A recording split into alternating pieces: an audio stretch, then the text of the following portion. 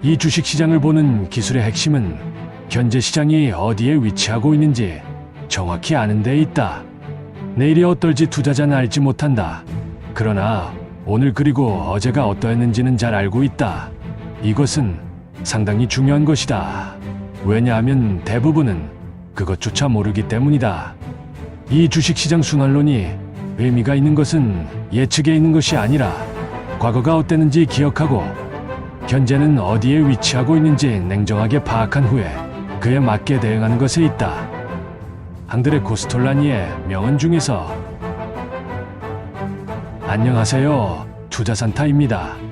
오늘은 주식시장 사계절 중 금융정세에 대해 여러분과 함께 알아볼까 하는데요. 최대한 쉽게 설명해 보겠습니다. 그럼 시작해 볼까요? 투자산타 채널의 구독과 알림 설정, 좋아요는 영상을 만드는데 큰 힘이 됩니다. 여러분은 금융정세는 어떠한 모습으로 우리에게 다가와 어떠한 모습으로 사라져가는지에 대해 알고 계신가요? 오늘은 이 금융정세의 시작과 그리고 과거 한국 주식시장에서 어떠한 모습으로 태어나고 성장해 나가는지 추적해보는 시간을 가져볼까 합니다.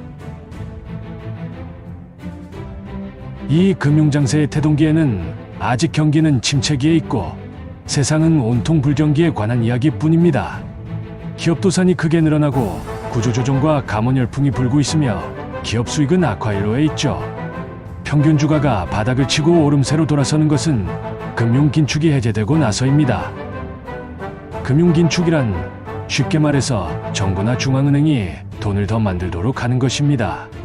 돈을 더 만들어내면 많아진 돈에 의해 돈의 가치는 상대적으로 떨어지고 그로 인해 물가가 올라갈 수 있는 것이지요. 이런 금융긴축을 한 방법에는 금리 인상이나 화폐의 공급량을 직접 줄이는 방법들이 있습니다. 정책 당국은 침체된 경기를 부양하기 위해 공공투자 확대와 아울러 금리 인하 등과 같은 금융 완화 정책을 실시하기 시작합니다. 이제 주가는 이것들을 호재로 받아들이며 반등하기 시작하는 것이죠. 그러나 아직 생산 활동이 활발해지고 경기가 회복되기까지는 아직 상당한 시간이 요구되는 시기입니다. 이 주식시장은 경기 회복 기대감으로 경기보다 선행하여 강세장을 만드는 금융장세 또는 유동성 장세가 태동하게 되는 것입니다.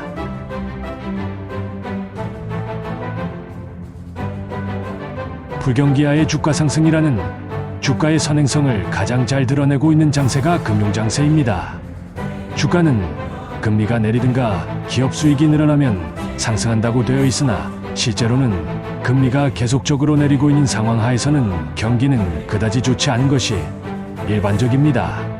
경기가 좋지 않아 물건이 잘 팔리지 않기 때문에 장사를 하는 사람은 돈을 빌려 재고를 늘리려 하지 않을 것이며 생산자도 돈을 빌려서까지 설비를 증설하려 하지 않기 때문입니다. 이렇게 되면 돈이 남아돌기 때문에 돈을 빌려주는 은행은 금리를 내려서라도 안전한 대출처를 찾아 나서게 됩니다. 물론 이 단계에서의 기업 수입은 여전히 마이너스가 예상되고 있고 주가도 계속하여 내리고 있죠. 과거의 주가 수준과 비교해 보아도 낮은 수준에 있다는 것을 알 수 있습니다. 이런 경기에 침체 속에서 주식시장에서는 주식 매입 욕구가 꿈틀거리기 시작합니다. 장기 투자를 목적으로 하는 기관 투자가 입장에서 보면 주가가 오르면 팔고 내리면 산다는 역행적인 투자 자세로 매입 적기가 되기 때문에 서서히 자금이 주식시장으로 몰리게 됩니다.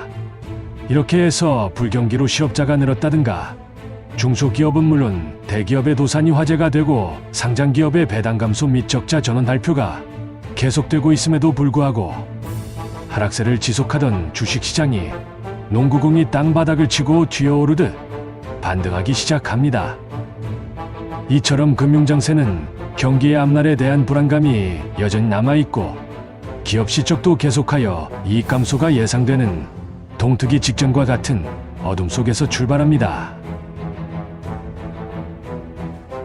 이제까지 기본적인 금융장세의 시작과 특징에 대해 알아봤는데요. 이런 금융장세 이론이 한국 주식시장에서는 어떤 모습으로 만들어져 왔는지에 대해 알아볼까요?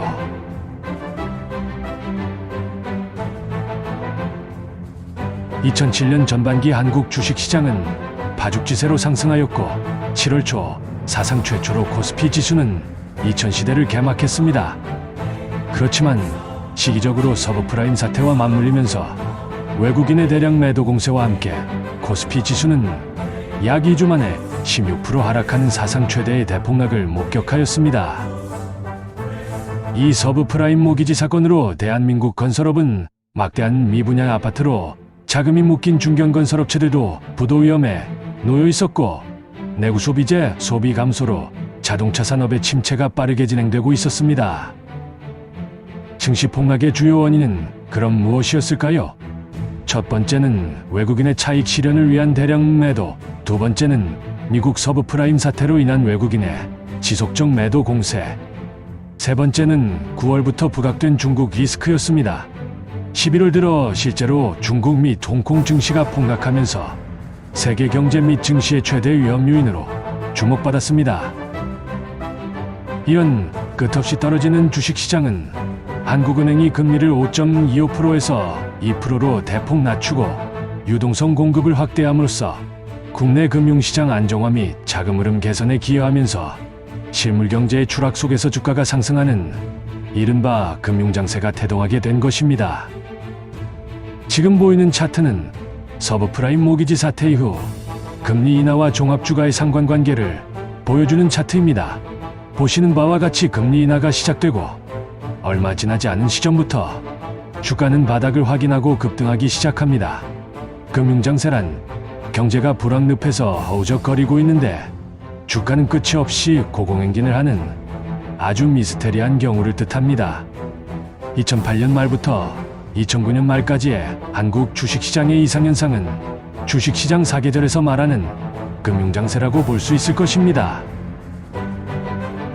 이제까지 금융장세의 시작과 특징, 한국 주식시장에서의 금융장세에 대해 간단하게 알아봤는데요. 다음 시간에는 실적장세에 대해 다뤄볼까 합니다. 투자산타 채널을 시청하는 여러분, 다음 시간에 뵙겠습니다. 그럼 안녕.